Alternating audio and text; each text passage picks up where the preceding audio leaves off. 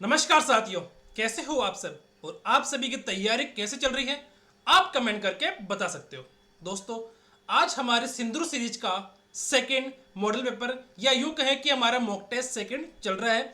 दोस्तों, first mock test या first model paper आप लोगों को कैसा लगा, आप कमेंट करके बता सकते हो। दोस्तों, ये सीरीज आप लोगों की एग्जाम तक यूं ही चलती रहेगी और मेरा ये लक्ष्य है कि कम से कम मैं 20 मॉडल पेपर आप लोगों को एग्जाम से पहले करवा दूं। दोस्तों, 10 मॉडल पेपर मैंने बना लिए हैं और 10 और बनाने हैं कम से कम, जो मैं बना लूँगा। और इसी के साथ लगभग डेली मेरी कोशिश रहेगी कि मैं डेली एक मॉडल पेपर आप लोगों को प्रोवाइड करवा दूँ। ठीक है दोस्तों, और कभी ऐसा होता है तो नहीं तो सेकंड डे आप लोगों का मॉडल पेपर आ जाएगा। दोस्तों, फर्स्ट मॉडल पेपर में आप लोगों को अच्छा रिस्पॉन्स मिला था मुझे, तो सेकंड मॉडल पेपर भी मैंने बना लिया है। इसमें गणित और रीजनिंग दोनों को शामिल किया गया है। साथ ही साथ जो हमारा पूरा सब्जेक्ट पैटर्न है, मतलब 75 क्वेश्चंस के अंदर जितने भी है, हमारे पॉलिटी है, करंट है, हिंदी है, इंग्लिश है, ठीक है, और हमारी पेडालॉजी वगैरह है, तो सबको शामिल मैंने किया है इसके अंदर। एकदम हूबहू जो हमारा पैटर्न रहेगा एग्जाम का, सेम टू सेम वही मैंने रखा है। अब हम शुरू करते हैं दोस्तों। और दोस्तों, आप लोगों की सुविधा के लिए यहाँ पर मैंने टाइमर भी लगा रखा है, क्योंकि टाइमर रहेगा तो सुविधा रहेगी कि हमको पता रहेगा कि हमें कितने मिनट में कितने क्वेश्चंस करने हैं। और आपको पता है कि हमारे 75 क्वेश्चंस हमारे 1.5 घंटे में हमको करना है। ठीक है, शुरू करते हैं आगे। सबसे पहले दोस्तों, आप लोगों के पास ओएमआर सीट होनी चाहिए। आप लोगों के पास ओएमआर सीट होनी चाहिए दोस्तों, क्योंकि ओएमआर सीट देखो, हालांकि इसमें देखो 100 क्वेश्चन दे रखे हैं, पर 100 में भी हो तो कोई दिक्कत वाली बात नहीं है, क्योंकि अपन को 175 ही करना है। तो आप लोगों के पास ओएमआर सीट होनी चाहिए। अगर ओएमआर सीट नहीं है तो आप लोगों के पास क्या होना चाहिए दोस्तों, एक ऐसा पेपर होना चाहिए, रफ पेपर, जिसके अंदर 1 से 75 तक आप लोग लिख लो और उसके बाद में ऑप्शन भरते जाना कि पहले में ऑप्शन नंबर ए, दूसरे में 2, तीसरे में 3, जो भी ऑप्शन अपना आएगा। ठीक है, तो समझ में आ गई मेरी बात यहाँ तक। और दोस्तों, दूसरी बात अपन देखते हैं कि ये तो आप लोगों के निर्देश है जो मैंने कल बता दिया था। अब अगर आप में से किसी भी साथी को, मेरे जो साथी हैं उनमें से किसी को भी अगर, मेरे जो साथी हैं उनमें से किसी को भी अगर गणित के अंदर प्रॉब्लम आती है, जो गणित होती है हमारी, उसमें अगर किसी को प्रॉब्लम आती है तो आप लोग मुझे कमेंट कर देना। दोस्तों, गणित के अंदर मैंने ये बुकलेट स्वयं बनाई है। ये बुकलेट जो मैंने बनाई है, कौन सी बुकलेट है दोस्तों, स्कूल व्याख्याता की, स्कूल व्याख्याता की जो बुकलेट है वो मैंने खुद ने बनाई है। दोस्तों, इस बुकलेट के अंदर 4 टॉपिक अपने स्टैटिक्स है, मेंसुरेशन है, नंबर सिस्टम है और पॉलिनोमियल, जो हमारी बहुपद है। जो ये फ्री बुकलेट है, पूरे राजस्थान में ऐसी बुकलेट अभी तक किसी ने भी नहीं बनाई है दोस्तों, जिसके अंदर ये चारों टॉपिक कंप्लीट दे रखे हो। एकदम डिजिटल बुकलेट है, एकदम डिजिटल बुकलेट है। आप लोगों के पास हर क्वेश्चंस का सॉल्यूशन मिलेगा, हर क्वेश्चंस का सॉल्यूशन मिलेगा आप लोगों के पास। इस बुकलेट का हर क्वेश्चंस मैंने यूट्यूब पर करवा रखा है। इस बुकलेट का हर क्वेश्चंस मैंने यूट्यूब पर करवा रखा है दोस्तों। और क्यों करवा रखा है, क्योंकि मुझे पता है जो मेरे साथी है, बहुत सारे साथी जिनको गणित नहीं आती है, जो गणित छोड़ने का विचार रखते हैं, तो उनको मुझे करवाना जरूरी है। ठीक है दोस्तों, चलो शुरू करते हैं अपना मॉडल पेपर। और दोस्तों, इस मॉडल पेपर जो मैं आज मॉडल पेपर करवाऊंगा, वो मैं आप लोगों को मेरे टेलीग्राम चैनल सुनील एकेडमी पर मैं इसको डाल दूंगा, तो वहां से आप लोग इसे देख सकते हो। सुनील एकेडमी का जो मेरा टेलीग्राम चैनल है, वहां से आप लोग इस मॉडल पेपर को डाउनलोड करके देख सकते हो। जैसे ही मेरी क्लास खत्म हो जाएगी, मैं कमेंट बॉक्स के अंदर अपना यूट्यूब का लिंक, अपने टेलीग्राम का लिंक दे दूंगा, तो वहां से आप लोग इसको डाउनलोड कर सकते हो। ठीक है दोस्तों, और मैंने जो फर्स्ट मॉडल पेपर बनवाया था एक, वो भी मैंने टेलीग्राम पर डाल दिया है, वो भी आप लोग चेक कर सकते हो। अब मुझे ये बताना कि आप लोगों में से किस किस ने चैनल को लाइक किया, शेयर किया और सब्सक्राइब किया है दोस्तों, क्योंकि सब्सक्राइब करोगे तभी तो मुझे मोटिवेशन मिलेगा। ठीक है दोस्तों, चलो शुरू करते हैं। ध्यान रखना, अगर आप लोगों ने पहला क्वेश्चन कर लिया तो लास्ट क्वेश्चन तक जरूर देखना। ठीक है, मॉडल पेपर बनाने में मुझे बहुत मेहनत लगी है। ऐसा नहीं हो कि पहला क्वेश्चन देखने के बाद आप लोग छोड़ दो। जो सीरियस बच्चा होगा वो पूरा मॉडल पेपर देखेगा, क्योंकि सीरियस बच्चा ही मुझे चाहिए, क्योंकि एग्जाम के अंदर सीरियस बच्चे ही पास होते हैं। केवल टाइम पास के लिए मॉडल पेपर देखने वाले बिल्कुल ही पास नहीं होते, ये तो आप लोगों को भी अच्छे से पता है। ठीक है, चलो शुरू करते हैं। मैं गाड़ी को स्टार्ट करने वाला हूं दोस्तों। ठीक है, शुरू करें।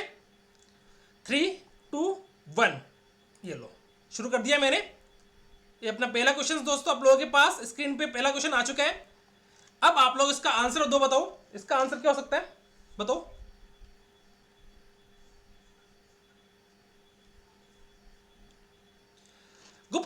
किस शासक के, बताओ भाई इसका आंसर क्या हो सकता है। गुप्त काल में,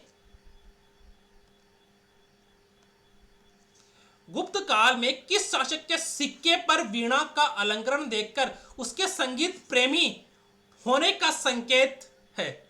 इसका आंसर दोस्तों बता दो मुझे कमेंट कर दो दोस्तों, इसका आंसर क्या हो सकता है। गुप्त काल में किस शासक के सिक्के पर वीणा का अलंकरण देखकर उसके संगीत प्रेमी होने का संकेत मिलता है। कुमारगुप्त, चंद्रगुप्त, स्कंदगुप्त, समुद्रगुप्त और चंद्रगुप्त सेकंड। इसका आंसर क्या होगा दोस्तों, इसका राइट आंसर होगा दोस्तों समुद्रगुप्त।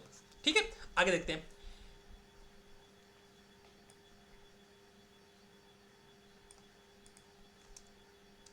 सेकंड क्वेश्चन, निम्नलिखित घटनाओं को काल क्रमानुसार व्यवस्थित कीजिए। निम्नलिखित घटनाओं को काल क्रमानुसार व्यवस्थित कीजिए दोस्तों।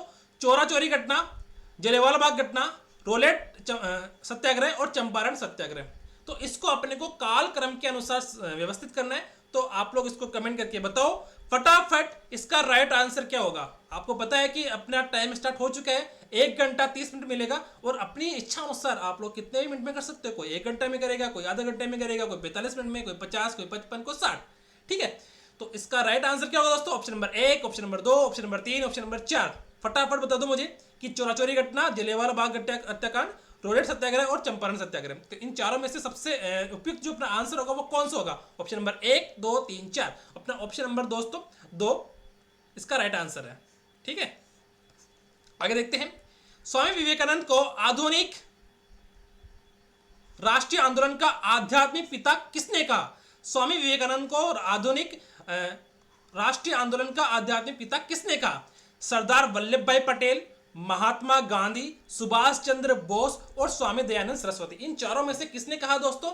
सरदार वल्लभ भाई पटेल को स्वामी विवेकानंद को आधुनिक राष्ट्रीय आंदोलन का आध्यात्मिक पिता किसने कहा। सरदार वल्लभ भाई पटेल, महात्मा गांधी, सुभाष चंद्र बोस और स्वामी दयानंद सरस्वती। तो इसमें अपना राइट आंसर क्या होगा दोस्तों, चारों में से राइट आंसर कौन सा होगा। ऑप्शन नंबर 3 इसका राइट आंसर है दोस्तों, ऑप्शन नंबर 3। ठीक है, father of revolutionary thoughts in India नाम से कौन प्रसिद्ध है। बताओ भाई, फादर ऑफ ये क्या लिखा हुआ है दोस्तों, रिवॉल्यूशनरी है ना, ऐसा लिखा हुआ है ना। थॉट्स इन इंडिया नाम से कौन प्रसिद्ध है। बाल गंगाधर तिलक, विपिन चंद्र पाल, लाला लाजपत राय और अरविंद घोष। तो इन चारों में से कौन ऐसा है जो father of revolutionary thoughts in India नाम से प्रसिद्ध है। बताओ कौन ऐसा है भाई। तिलक है, पाल है, राय है या घोष है। भाई तिलक है, पाल है, राय है या घोष है। तो ऑप्शन नंबर आप लोग भर रहे हो साथ साथ में। ठीक है, तो इसका सोच समझकर आंसर देना दोस्तों, सोच समझकर आंसर देना। एक क्वेश्चन आपकी लाइफ चेंज कर सकता है, एक क्वेश्चन आपकी लाइफ चेंज कर सकता है। ठीक है दोस्तों, चलो देखते हैं। इसका राइट आंसर होगा दोस्तों विपिन चंद्र पाल। क्या दोस्तों इसका राइट आंसर विपिन चंद्र पाल। सूची फर्स्ट और सेकंड को सम्मिलित कीजिए तथा सही उत्तर का चयन कीजिए। दिल्ली, लखनऊ, कानपुर, झांसी, ग्वालियर और फर्स्ट इधर है अपने बहादुर शाह जफर बख्त का और बेगम हजरत महल और नाना साहब तात्या टोपे और रानी लक्ष्मीबाई और तात्या टोपे। ठीक है, ये महल क्या आ रहा है यहाँ पे, आप लोग देख लेना एक बार। ठीक है दोस्तों, इसका राइट आंसर क्या होगा बताओ मुझे कमेंट करके। इसको मैं हटा देता हूँ साइड में थोड़ा सा घड़ी को। ठीक है, इसका राइट आंसर बताओ भाई। दिल्ली, लखनऊ, कानपुर और झांसी से कौन सुमेलित है। सेकंड नंबर सूची में से देख के बता दो फटाफट। अगर किसी को कोई चीज समझने में दिक्कत आती हो तो कमेंट कर देना, चैनल को लाइक करना, शेयर करना और सब्सक्राइब करना। ठीक है दोस्तों, आगे बताओ भाई फटाफट इसका राइट आंसर क्या हो सकता है। मैं जब तक पानी पी लेता हूं।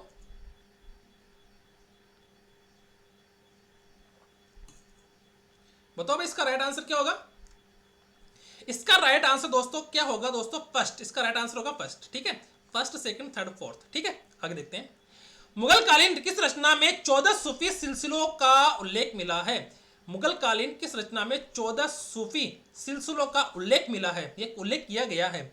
बाबरनामा, आईने अकबरी, मुंतकब उल तवारिक और बादशाह नामा। इन चारों में से इसका राइट आंसर क्या होगा दोस्तों। मुगल कालीन किस रचना में 14 सूफी सिलसिलों का उल्लेख किया गया है। 14 सूफी सिलसिलों का उल्लेख किया गया है, इसका राइट आंसर क्या होगा बताओ भाई। अरे फटाफट बता दो, इसमें इतना लेट नहीं करने का, क्योंकि आपको पता है वहां पे टाइमिंग कितना कम मिलेगा, क्योंकि आप लोगों को गणित के क्वेश्चन भी करने हैं। और हाँ, कोई बच्चा ऐसा हो कि भाई मैं तो गणित का प्रश्न छोड़ रहा हूँ, तो भाई बी के पास तो भाई बहुत टाइम है, क्योंकि गणित का क्वेश्चन खावे भाई 20 मिनट खा जावे, 10 क्वेश्चन 20 मिनट आराम से ले लेते हैं, क्योंकि बाकी फिर बचे 70 क्वेश्चन, 70 मिनट में आप 65 क्वेश्चन आराम से कर सकते हो। ठीक है, तो 1 मिनट में 1 क्वेश्चन आराम से कर सकते हो, पर गणित के क्वेश्चन 1 मिनट में नहीं होते ज्यादातर। तो मुगल कालीन की रचना में 14 सूफी सिलसिलों का उल्लेख किया गया भाई, बाबरनामा, यानी अकबरी, मुंतक उल तवारिक और बादशाह नामा। तो इसका राइट आंसर होगा दोस्तों आईने अकबरी। ठीक है, इसका राइट आंसर होगा आईने अकबरी। आगे देखते हैं, किसकी सहायता से जनरल रॉबर्ट्स ने कोटा में 1857 के विद्रोह का दमन कर राय सिंह को क्रांतिकारियों से मुक्त करवाया था? किसकी सहायता से जनरल रॉबर्ट्स ने कोटा में 1857 के विद्रोह का दमन कर 1857 के विद्रोह का दमन कर राय सिंह को क्रांतिकारियों से मुक्त कराया था? भाई जोधपुर के महाराजा तखत सिंह, स्वरूप सिंह, मेवाड़ के महाराजा स्वरूप सिंह, करौली शासक मदन पाल सिंह, उपर्युक्त में से कोई नहीं। तो इसका राइट आंसर कौन होगा दोस्तों, आप लोग कमेंट करके मुझे बता सकते हो। आपको पता ही है कि कमेंट करना बहुत जरूरी है। चैनल को लाइक कीजिए, शेयर कीजिए और सब्सक्राइब कीजिए। ठीक है दोस्तों, सिंदूर सीरीज, दोस्तों सिंदूर सीरीज कैसी लग रही है आप लोगों को मुझे बता देना। सिंदूर सीरीज मुझे लगता है कि राजस्थान में अभी तक किसी ने शुरू नहीं की है, तो जल्दी से चैनल से जुड़ जाइए दोस्तों। मैं लगातार आप लोगों के लिए मॉडल पेपर तैयार कर रहा हूँ। ठीक है, और आज भी थोड़ा सा नेट का इशू था, फिर भी मैंने कोशिश की है। किसकी सहायता से जनरल रॉबर्ट्स ने कोटा में 1857 के विद्रोह का दमन कर राय सिंह को क्रांतिकारियों से मुक्त करवाया था? जोधपुर शासक जोधपुर महाराजा तखत सिंह, मेवाड़ महाराजा स्वरूप सिंह, करौली शासक मदन पाल सिंह। तो इसका राइट आंसर होगा दोस्तों करौली शासक मदन पाल सिंह। ठीक है, आगे देखते हैं, निम्नलिखित में से किस गुर्जर प्रतिहार वंश के शासक ने अपनी राजधानी को मंडोर से मेड़ता स्थानांतरित किया था? निम्नलिखित में से किस गुर्जर प्रतिहार वंश के शासक ने अपनी राजधानी को मंडोर से मेड़ता स्थानांतरित किया था? कौन ऐसा? भाई वत्सराज है, रज्जिल है, नागभट्ट प्रथम है और बाउक। वत्सराज, रज्जिल, नागभट्ट प्रथम, बाउक। वत्सराज, रज्जिल, नागभट्ट प्रथम और बाउक, इनमें से कौन सा हो सकता है? भाई इनमें से कौन सा हो सकता है, आप कमेंट करके बता रहे हो कि नहीं बता रहे हो? भाई बता दो मुझे फटाफट, इसमें से कौन सा हो सकता है? भाई वत्सराज, रज्जिल है, नागभट्ट प्रथम और बाउक, इनमें से कौन सा हो सकता है? इसमें से दोस्तों नागभट्ट प्रथम है, उसने अपनी राजधानी को मंडोर से मेड़ता स्थानांतरित किया था। ठीक है दोस्तों, आगे देखते हैं, महाराणा प्रताप के संबंध में निम्न कथनों को पहचान कीजिए। के संबंध में सत्य कथनों को पहचान कीजिए। किसके संबंध में दोस्तों? अपने प्रताप भाई साहब के संबंध में। प्रताप भाई अपने को ना महाराणा प्रताप, जिसको कीका के नाम से भी जानते हैं, के संबंध में सत्य कथनों की पहचान कीजिए। भाई महाराणा प्रताप का प्रथम राज तिलक कुंभलगढ़ में तथा विधिवत राज तिलक गोगुंदा में हुआ था। किसमें हुआ था? गोगुंदा में हुआ था। हल्दीघाटी युद्ध से पूर्व मेवाड़ की सेना मोलेला नामक स्थान पर रुकी थी। बदायूं ने हल्दीघाटी युद्ध को खमनोर का युद्ध कहा था। भाई या इनमें से कोई नहीं, बस सत्य कथन इनमें से कौन सा है? भाई महाराणा प्रताप का प्रथम राज तिलक कुंभलगढ़ में हुआ था क्या, या उनका विधिवत राज तिलक गोगुंदा में हुआ था क्या? आप लोग इसका मुझे कमेंट करके बताओ। भाई कमेंट करके बताओ। भाई हल्दीघाटी युद्ध से पूर्व मेवाड़ की सेना मोनेला नामक गांव में रुकी थी क्या? भाई कमेंट कर दो, भाई आप लोग कमेंट कर दो। भाई गर्मी तो देखो है, भाई गर्मी तो है, मुझे पता है, मैं क्लास ले रहा हूं तो भी मुझे गर्मी लग रही है, पर क्या करें, क्लास तो लेनी पड़ेगी ना। गर्मी है तो सर्दी है तो क्या फर्क पड़ता है। ठीक है दोस्तों, भाई इसका राइट आंसर क्या होगा? भाई हल्दीघाटी जो महाराणा प्रताप के संबंध में इसका राइट आंसर कौन सा है? तो इनमें से कोई नहीं, इसका राइट आंसर इनमें से कोई भी नहीं है। ठीक है दोस्तों, इनमें से कोई भी नहीं है। निम्नलिखित में से कौन सा पुरातत्वविद कालीबंगा के उत्खनन से संबंधित नहीं है? भाई कालीबंगा से संबंधित कौन है और कौन नहीं है? तो इनमें क्या पूछ ली, कौन नहीं है, कौन नहीं है, किसके किससे संबंध में? कालीबंगा के संबंध में। भाई कालीबंगा के उत्खनन के संबंध में इनमें से कौन नहीं है? एम पुरी घोष लाल थापर, के एन पुरी अमलानंद घोष, बीबी लाल, बीके थापर, इनमें से कौन सा है जो अपने कालीबंगा उत्खनन से संबंधित नहीं है? बताओ भाई। भाई कमेंट तो करना पड़ेगा, कमेंट करना कंपलसरी रख दिया मैंने अब। ठीक है दोस्तों, आप लोगों का एक सहयोग मेरी भी लाइफ चेंज कर सकता है दोस्तों, और आपकी भी चेंज कर सकता है। आप लोगों को इसी प्रकार से सिंदूर सीरीज से जुड़े रहना है और चैनल को लाइक करना, शेयर करना और सब्सक्राइब करना है। ठीक है दोस्तों, अपने दोस्तों को भी बताना कि हमने मॉडल पेपर यहाँ पे शुरू कर दिया है। ठीक है दोस्तों, आगे देखते हैं। इसका राइट आंसर होगा दोस्तों के एन पुरी, जो हमारे कालीबंगा के उत्खनन से संबंधित नहीं है। निम्नलिखित में से कौन सा सुमेलित नहीं है? सुमेलित नहीं है, कौन सा नहीं है बताओ भाई मुझे, इनमें से कौन सा सुमेलित नहीं है? भाई कच्छाबू आदिवासी महिलाओं द्वारा पहने जाने वाला तंग घाघरा, घाघरा पहनती है ना औरतें। लंगोटा आदिवासी महिलाओं की कमर से ऊपर का वस्त्र, क्या दोस्तों? लंगोटा। खपट्टा शहरी जनजाति पुरुषों द्वारा पहना गया सापा या पगड़ी। ठेपाड़ा आदिवासी महिलाओं का घाघरा। तो भाई इनमें से ऐसा कौन सी चीज है जो अपने राइट नहीं है? भाई इनमें से कौन सा ऐसा जो सुमेलित नहीं है? क्या दोस्तों सुमेलित नहीं है? तो वो अपने को पहचानना है भाई। ऑप्शन नंबर 1 2 3 4 ऐसा कौन है जो सुमेलित नहीं है? भाई कच्छाबू, लंगोटा, खपटा, ढेपाड़ा, ऐसा कौन सा है? भाई सोचने का टाइम तो देना चाहिए ना आप लोगों को। बताओ भाई इसका राइट आंसर क्या होगा? सोचो सोचो, एक बार सोचो क्या राइट आंसर हो सकता है इसका। कृत कृत अभ्यास की होत जड़मति सुजान, ठीक है, वो सुना था मैंने भी और देख भी लिया भाई दोस्तों। अब इसका राइट आंसर होगा दोस्तों ठेपाड़ा, जो आदिवासी महिलाओं का घाघरा। ये अपना इसका गलत आंसर नहीं है, ठीक है, मतलब सुमेलित नहीं है। आगे देखते हैं।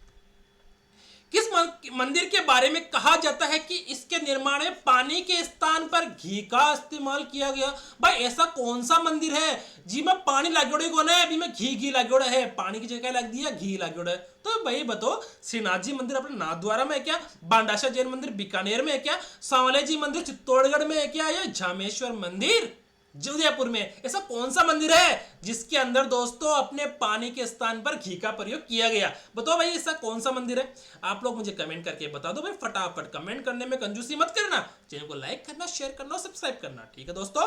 आगे बताओ भाई ऐसा कौन सा मंदिर है जिसमें पानी के स्थान पर घी का प्रयोग किया गया? श्रीनाथ जी, बांडाशाह, सांवलिया जो जामेश्वर। तो इसका राइट आंसर होगा दोस्तों बांडाशाह का जो जैन मंदिर है उसमें पानी के स्थान पर घी का प्रयोग किया गया। आगे देखते हैं।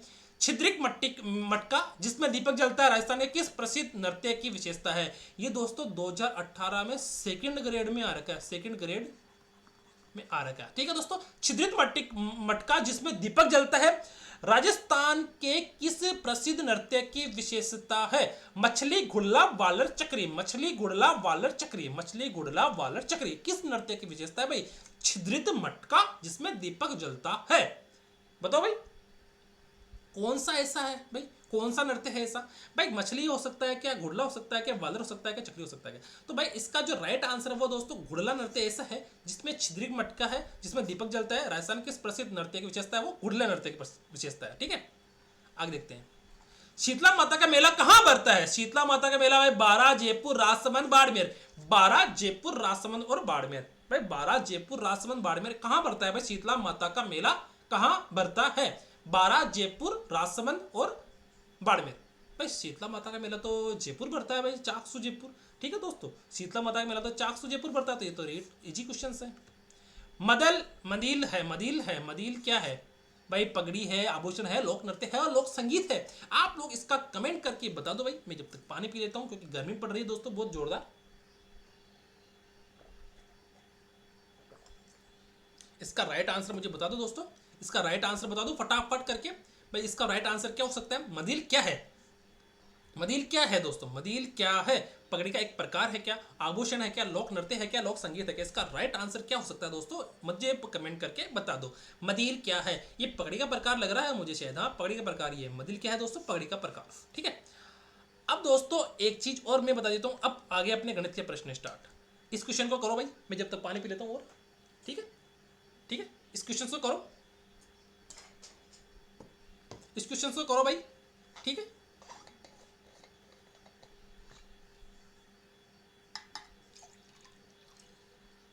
क्या आंसर हो सकता है इस क्वेश्चन का? यदि छपाई का खर्च 30,600 रुपए है तो रॉयल्टी दी गई। इसका राइट आंसर क्या होगा दोस्तों? कमेंट करके बता दो मुझे।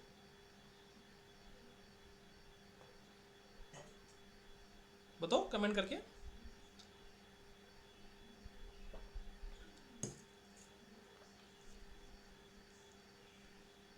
कर रहे हो क्या आप लोग इसे? इस क्वेश्चन को कर रहे हो क्या?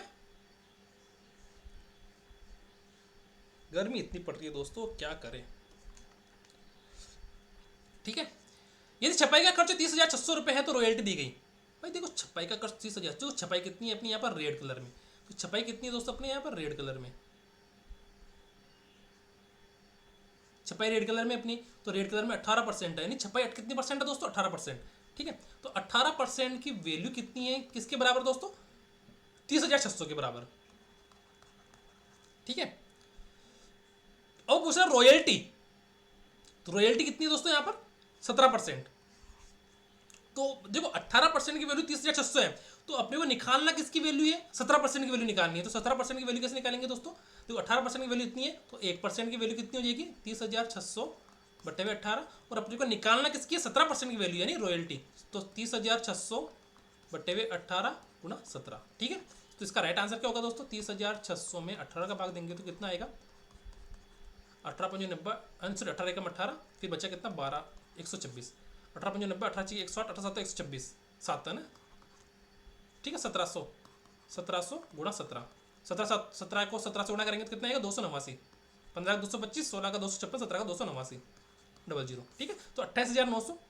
तो अपना इसका राइट आंसर क्या होगा दोस्तों, 28,900, यानी कि छपाई का खर्च अगर 30,600 रुपये है तो रॉयल्टी दी गई कितनी 28,900। ठीक है दोस्तों। दोस्तों किसी को ऐसा लग रहा होगा कि सर पानी पी रहे बीच बीच में है ना, मुंह भी पूछ रहे हैं, तो दोस्तों गर्मी इतनी है, ठीक है, गर्मी इतनी है और पानी तो पीना ही पड़ेगा। और दोस्तों जैसे यहाँ पर पंखे वगैरह भी चल रखा है ना, तो पंखे तेज चलाते हैं तो फिर वो आवाज़ में क्या होता है, पंखे की आवाज़ आने लग जाती है, धीरे चलाते हैं तो ही काम हो पाता है। ठीक है, और कूलर वगैरह भी चला लें तो कूलर की भी आवाज़ आती है बाहर से, ठीक है, इसलिए वो चला नहीं सकते। ठीक है ना, इतना तो आप समझदार हो। आगे देखते हैं। अब देखते हैं नीचे दिए गए बंटन का माध्य 26 है तो के का मान ज्ञात कीजिए। तो दोस्तों नीचे दिए गए बंटन का माध्य कितना है 26 है, तो के का मान ज्ञात कीजिए। तो माध्य क्या होता है दोस्तों, इसका आंसर होता है भाई फटाफट, इसका के का मान निकालो, के का मान आप लोग निकालो भाई दोस्तों, के का मान निकालो आप लोग, के का मान क्या होगा दोस्तों, माध्य उत्तर प्रेक्षणों का योग बटा प्रेक्षण संख्या। तो देखो दोस्तों अपने सिग्मा, ये तो हो गया एक्स और एफ हो गया, तो सिग्मा एफ बराबर कितना हो जाएगा 8 10 18 6 24 12 36, भाई 36 ही हो रहा है ना, ये 36 के। ठीक है, अब दोस्तों इसमें देखो यहाँ पर मध्य बिंदु निकालना अपने को, सबसे पहले मध्य बिंदु।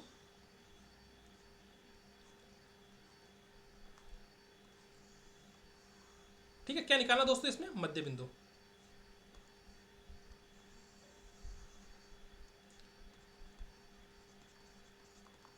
तो मध्य बिंदु कितना हो जाएगा इसका 5, इसका 15, इसका 25, इसका 35, इसका 45। ठीक है, तो अब करो, अब इसको एक्स, अब ये हो जाएगा तो sigma, sorry F I X I करो भाई, 8 5 40, 15 का 150 और 25 के और 35 को 6 से गुणा करेंगे तो 7 या 21 210, और 15 45 को 12 से गुणा करेंगे तो 90 9 5 54 540। ठीक है, तो भाई इसको गुणा करो, इसको सिग्मा एफ आई एक्स आई कितना हो गया, सिग्मा एफ आई एक्स आई कितना हो गया दोस्तों, एक बार आप चेक करो भाई, इसको देखो 210 और देखो 150 190 190 और 210 तो कितना 400 400 और 500 900 960, तो 900 940 प्लस 25 के, तो ये तो हो गया। और सिग्मा एफ आई एक्स आई कितना हो गया 36, सिर्फ सिग्मा एफ आई प्रेक्षणों का योग 36 प्लस के है ना, सिग्मा एफ बराबर 36 प्लस के। और दोस्तों अपने को जो माध्य दे रखा कितना दे रखा अपने माध्य 26, तो अपने को के का मान निकालना, अपने को किसका मान निकालना, के का मान निकालना है। तो आगे देखते हैं दोस्तों अपने पास कितना है, sigma F I X I upon sigma F I बराबर माध्य कितना अपना 26। ठीक है, 26 से माध्य, तो सिग्मा एफ आई एक्स आई कितना है 940 प्लस 25 के। ठीक है, और सिग्मा एफ आई कितना है दोस्तों अपना 36 प्लस के, ये है ना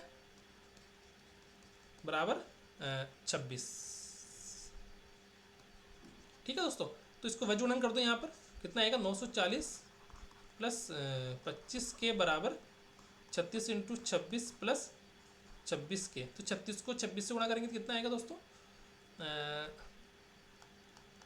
करो भाई 6 36 हासिल का 3 6 18 20 21 है ना, और 36 दूनी 72, तो 6 3 9 936 कितना है दोस्तों 936, तो इधर 936 प्लस 26 के बराबर 940 प्लस 25 के, तो इधर 25 के इधर आ जाएगा और 936 इधर आ जाएगा, तो कितना बचेगा दोस्तों इधर 4 बराबर के आ गया। ठीक है, तो 4 बराबर कितना आ गया, के आ गया। ठीक है दोस्तों, 4 बराबर क्या आ गया, तो अपना जो इसका राइट आंसर हो जाएगा वो कितना आ जाएगा 4 हो जाएगा। ठीक है दोस्तों, इसका एक क्वेश्चन करके बताओ, ये क्वेश्चन करो। करके बताओ इस क्वेश्चन का आंसर क्या होगा दोस्तों। निम्न बारंबारता बंटन से बहुलक ज्ञात कीजिए। तो दोस्तों बहुलक ज्ञात करना अपन को निम्न बारंबारता बंटन से, ठीक है।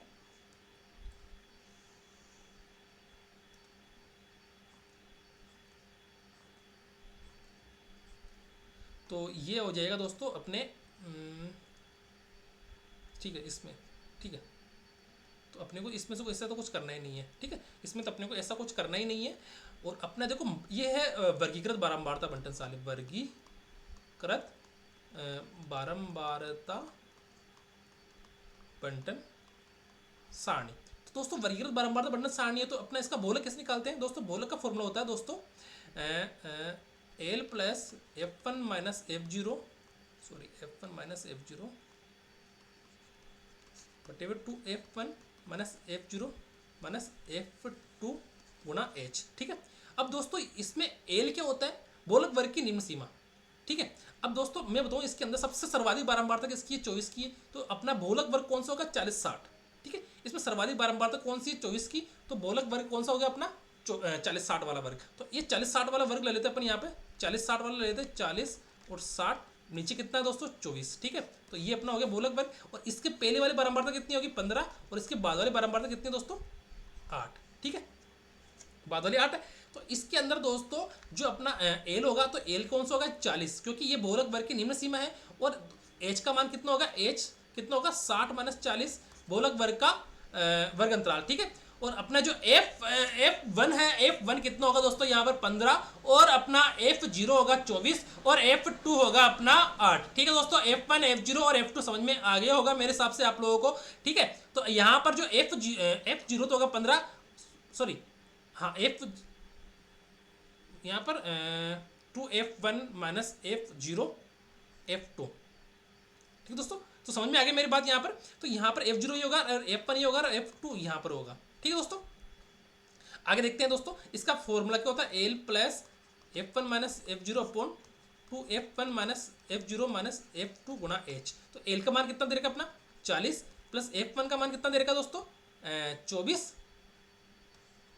एफ जीरो कितना दे रखा है दोस्तों 15, एफ जीरो कितना दे रखा दोस्तों 15 दे रखा है, बट्टे 2 into 24 minus F zero 15 minus F to कितना है 8 गुना एच कितना है दोस्तों 20 ही नहीं एच। हाँ तो देखो दोस्तों यहाँ पर 40 प्लस 40, 24 में से 15 गया तो कितना बचेगा 4 5 9 बट्टे हुए 24 48, 48 में से 23 गए तो 25 गुना 20। तो 5 का कटेगा तो ये 5 55 25 और ये 5 चौक 20, तो कितना हो जाएगा 40 प्लस 9 चौक का 36 बटे 5, और 36 में 36 को 5 से काटेंगे तो कितनी बार कटेगा 7 पंजे 35, 7 दूनी सॉरी 5 7 35 बचा 1 और एक फिर लगाएंगे पॉइंट और बचेगा 10, तो 10 में 5 के भाग जाएगा 2 बार, तो 7.2 आ गया। तो 40 प्लस 7.2 बराबर 47.2 अपना बहुलक आ जाएगा, ठीक है।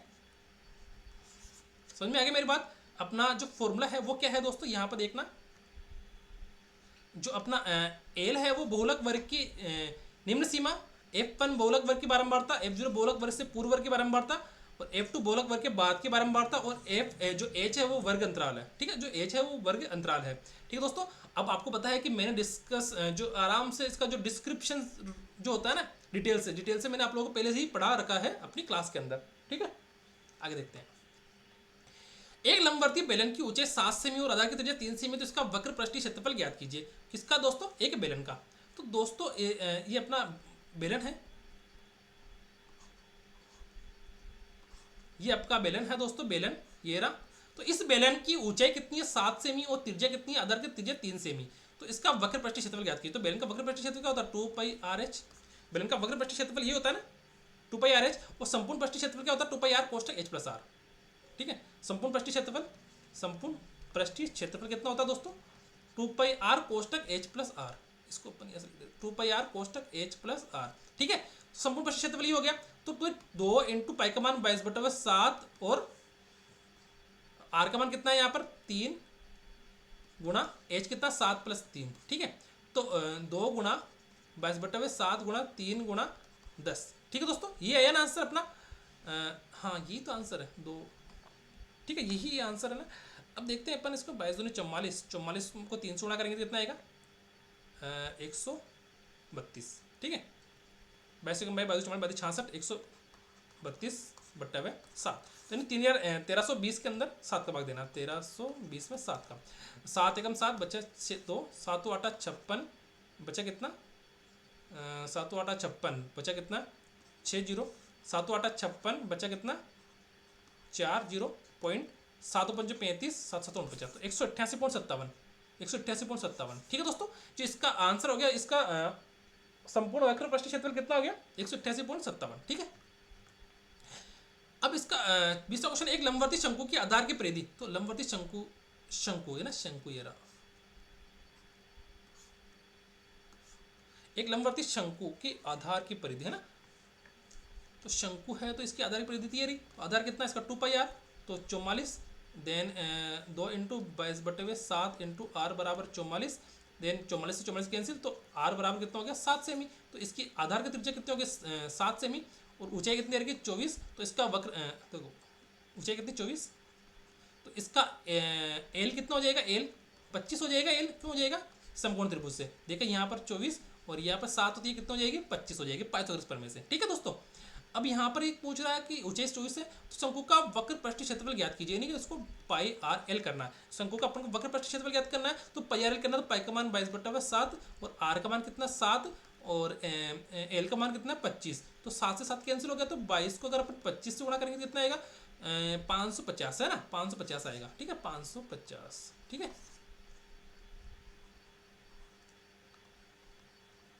यहाँ तो समझ में आ गया, आगे देखते हैं। दो गोलों के पृष्ठीय क्षेत्रफलों का अनुपात 4:9 है, पृष्ठीय क्षेत्रफलों का अनुपात, ठीक है। तो गोलो है, दो गोले ये रहे, इनके पृष्ठीय क्षेत्रफल का, गोले का पृष्ठीय क्षेत्रफल क्या होता है 4πr², ठीक है 4πr² होता है गोले का पृष्ठीय क्षेत्रफल, तो इधर भी r1² कर लो या 4πr2² कर लो, ठीक है। तो 4π से 4π कैंसिल हो गया, r1² और r2², या अपन इसको बोल सकते हैं यहाँ पर r1² और r2² कितना हो जाएगा 4:9, देन r1 और r2 कितना हो जाएगा दोस्तों 2:3, जब इसका अपन क्या करेंगे वर्गमूल करेंगे, ठीक है दोस्तों, यह समझ में आ गया। और आयतन क्या होता है दोस्तों 4/3 πr³, तो भाई 4/3 से कैंसिल हो जाएगा, इधर r1³ और इधर 4/3 πr2² का क्यूब, ठीक है। 4/3 पाई से 4/3 पाई कैंसिल हो गया, r1³ से r1³ कैंसिल थोड़ी होगा, ये तो अलग अलग है, 4/3 πr², 4/3 πr³, ठीक है 4/3 πr³ होएगा यहाँ पे ना, तो 2/3 है, तो यहाँ पे r की जगह 2 रखो, 2 4 8, और इधर r की जगह 3 रखेंगे तो 2 4 3 3 9 9 3 27, ठीक है। तो 8:27 आ गया यहाँ पे, समझ में आ गया दोस्तों, यहाँ तक कर लो, आगे भी अपन करते हैं दोस्तों।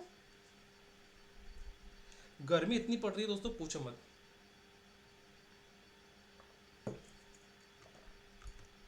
अब इस क्वेश्चन को करके बताओ मुझे फटाफट, देखो किस किस को बच्चों को आता है।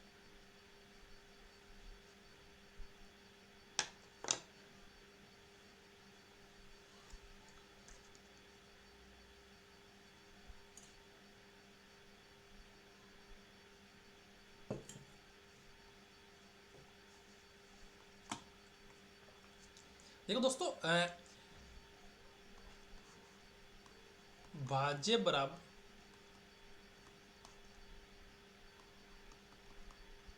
भागफल और शेषफल, ये अपनी एक थ्योरम होती है, ठीक है। इसको अपन ऐसे ही इस प्रकार भी बोल सकते हैं कि भाज्य बराबर भाजक इनटू भागफल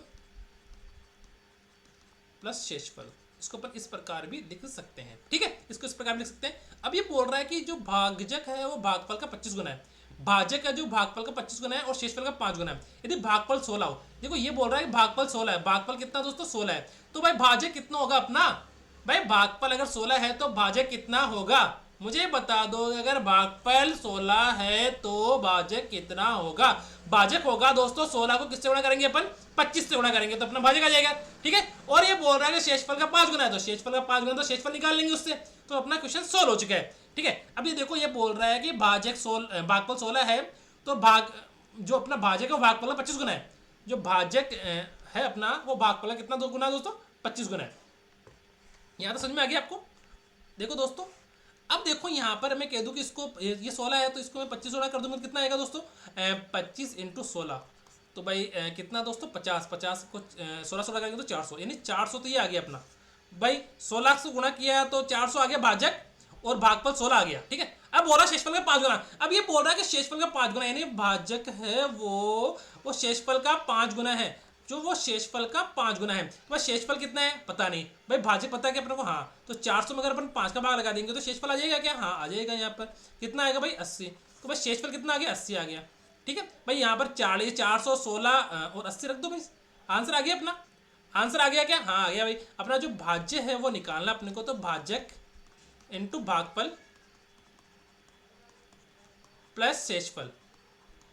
तो अपना भाजक है वो 400 है, और भागफल है 16 प्लस शेषफल है 80, तो 16 चौक 64, 480, 16 चौक 64, 600 सॉरी 6400 प्लस 80, यानी 6480 अपना क्या हो गया दोस्तों, भाजक हो गया, सॉरी भाज्य हो गया। ठीक है, 6480 भाज्य हो गया। ठीक है दोस्तों, आगे देखते हैं।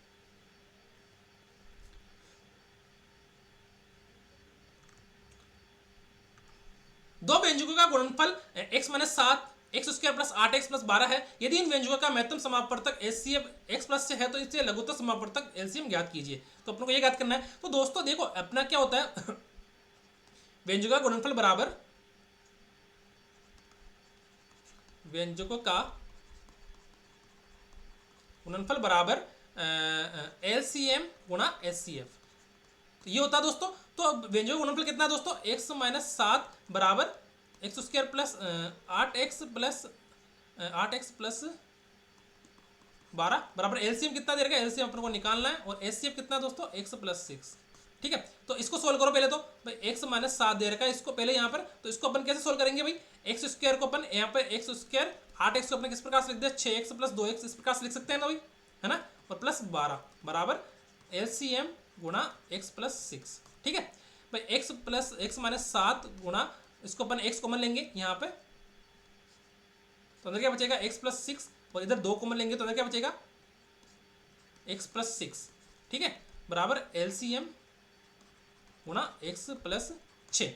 तो भाई इधर क्या बचा x माइनस 7, और इधर बचा x प्लस 6, और इधर बचा x प्लस 2 बराबर एलसीएम गुणा x प्लस 6। तो x प्लस 6 से x प्लस 6 कैंसिल हो गया, x माइनस 2 x माइनस 7, और इधर x प्लस 2 बराबर एलसीएम। ठीक है, ये बचा ना, तो इसको गुणा करो भाई, x माइनस 7 को किससे हो गया, पहले x से गुणा हो गया, माइनस 7 x प्लस 2 इधर हो गया, ये अपन इसको इस प्रकार से कर लो, हाँ प्लस x माइनस 7 को 2 से गुणा कर दिया। ठीक है, बराबर एलसीएम। ठीक है, तो x square minus 7x plus 2x minus 14 बराबर एलसीएम। तो भाई 7 में से 2 गया तो 5, यानी x square minus 5x minus 14 बराबर एलसीएम। ठीक है दोस्तों, तो ये अपना इसका राइट आंसर हो गया, x square minus 5x minus 14, x square minus 5x minus 14 किस में है, किस में है दोस्तों, ये ऑप्शन नंबर 1 है ना, ऑप्शन नंबर 1 में है ये। ठीक है, आगे देखते हैं। प्रश्न चिन्ह को देखकर प्रश्न चिन्ह को उस विकल्प से प्रतिस्थापित करें जो पहले युग्म में प्रयुक्त तर्क का अनुसरण करता है, पहले युग्म में प्रयुक्त तर्क का अनुसरण करता है। तो भाई इसका राइट आंसर क्या होगा दोस्तों, मुझे बता दो कमेंट करके। दोस्तों गर्मी बहुत पड़ रही है, क्या करें, क्लास भी लेनी पड़ रही है?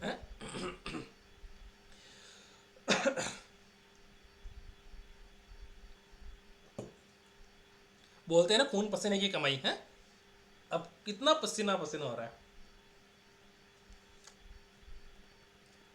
प्रश्न चिन्ह को उस विकल्प से प्रतिस्थापित करें जो पहले युग्म में प्रयुक्त तर्क का अनुसरण करता है। इसका राइट आंसर क्या होगा, ये रीजनिंग का आ गया अपना क्वेश्चन है ना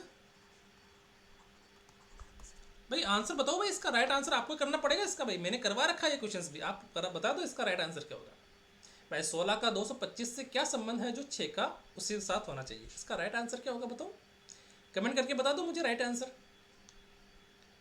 भाई, बताना तो पड़ेगा ना। और जिसने अभी तक लाइक नहीं किया है, शेयर नहीं किया है और सब्सक्राइब नहीं किया है वो कर देना।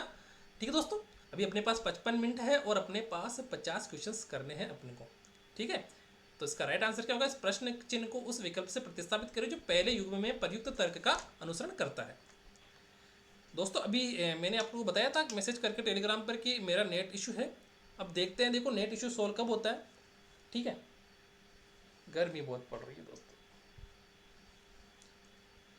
इसका राइट आंसर दोस्तों मैं बताता हूँ दोस्तों, ये देखो यहाँ पर देर का 16 225 6 और यहाँ पर आंसर दे रखा है। तो 16 को अपन क्या लिखे दोस्तों, ये क्या होता है 225 होता है 15 का स्क्वायर।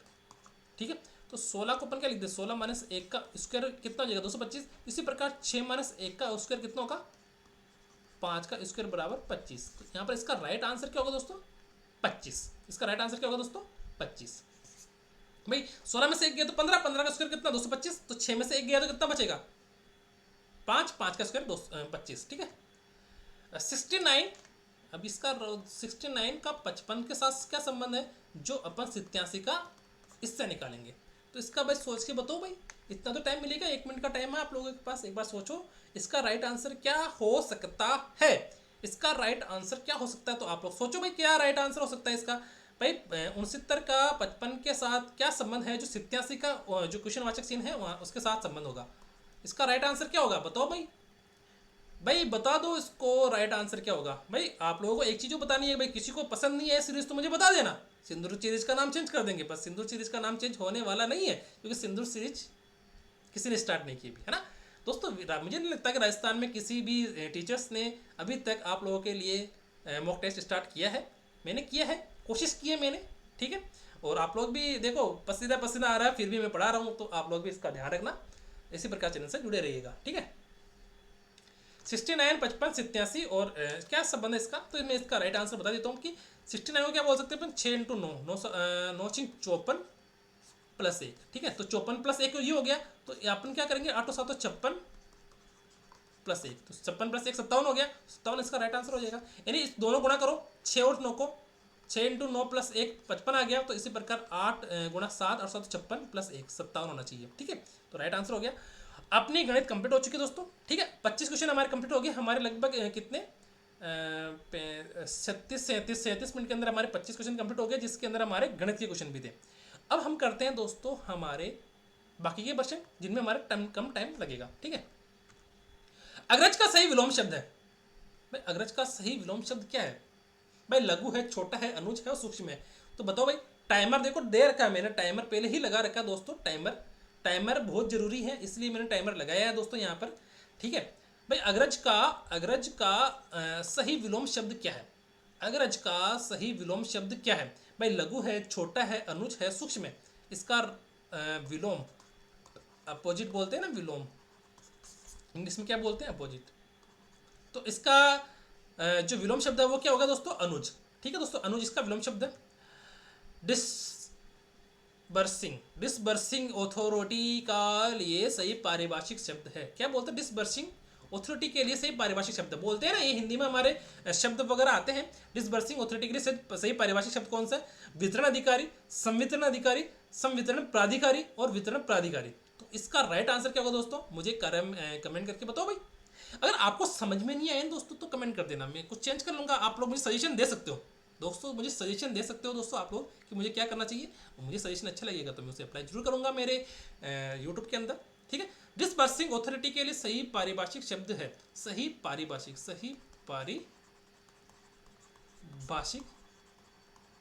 शब्द है किसके लिए दोस्तों, डिसबर्सिंग ऑथोरिटी के लिए। किसके लिए, डिसबर्सिंग ऑथोरिटी के लिए सही पारिभाषिक शब्द है वितरण अधिकारी, संवितरण प्राधिकारी, संवितरण अधिकारी और वितरण प्राधिकारी। तो बताओ इसका राइट आंसर क्या होगा। इसका राइट आंसर दोस्तों संवितरण प्राधिकारी। इसका राइट आंसर संवितरण प्राधिकारी।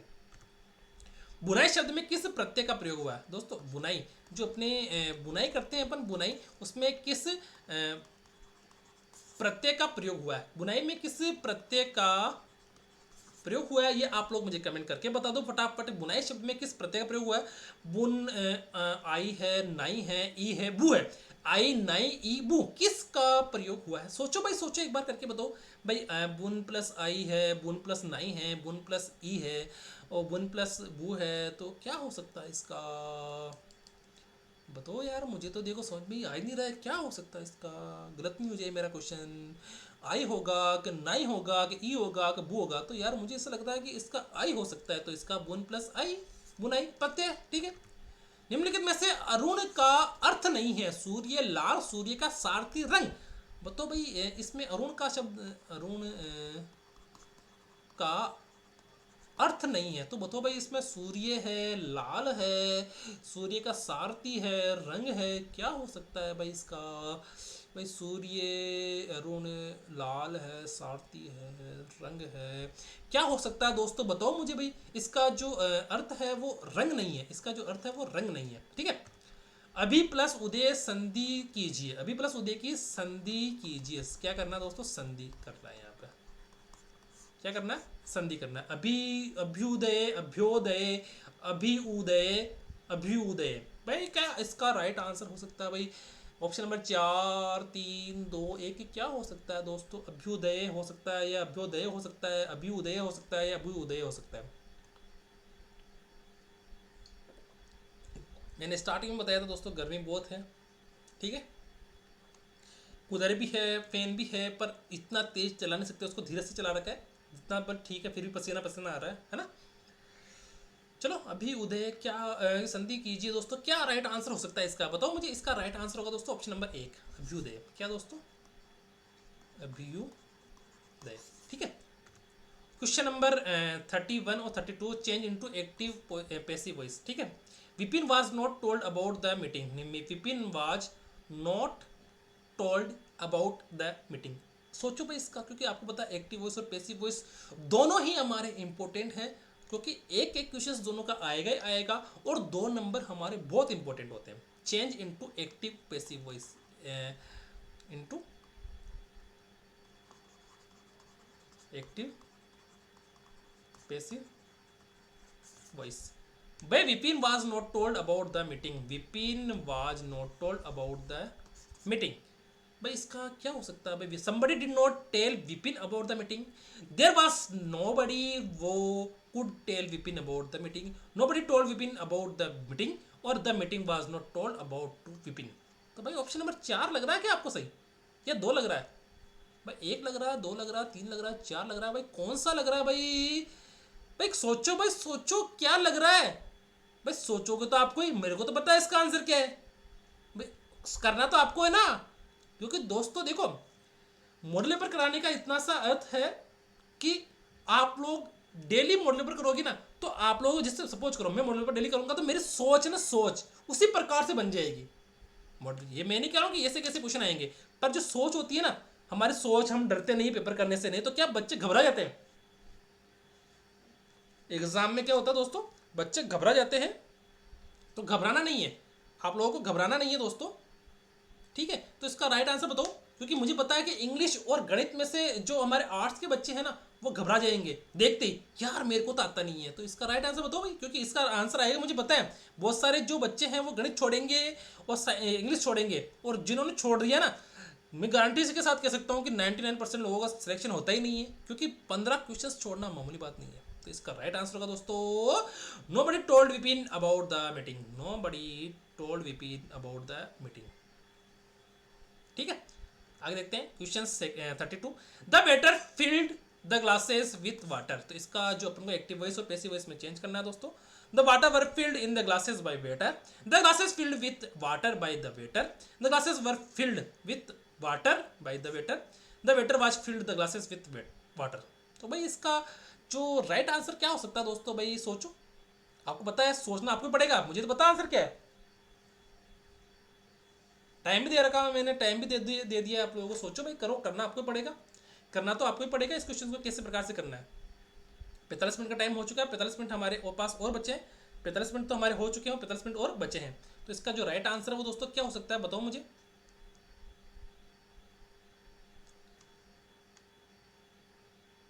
क्या हो सकता है दोस्तों इसका राइट आंसर? सोचो भाई, सोचो, करना आपको ये।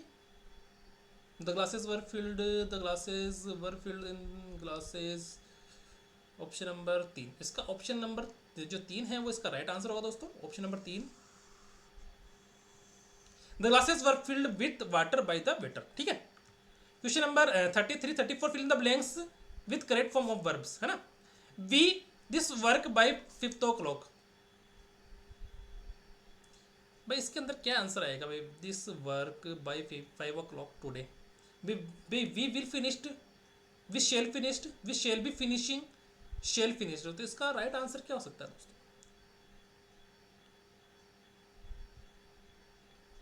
क्या राइट आंसर हो सकता है इसका भाई? We will finished this work by 5 o'clock today, we shall have finished this work by 5 o'clock today, we shall be finishing this work by 5 o'clock today, या we shall finish this work by 5 o'clock today। तो इसका right answer क्या होगा? इसका right answer क्या होगा दोस्तों? मुझे कमेंट करके बता दो इसका राइट आंसर क्या होगा। इसका राइट आंसर दोस्तों option number second, we shall finished, या वी शेल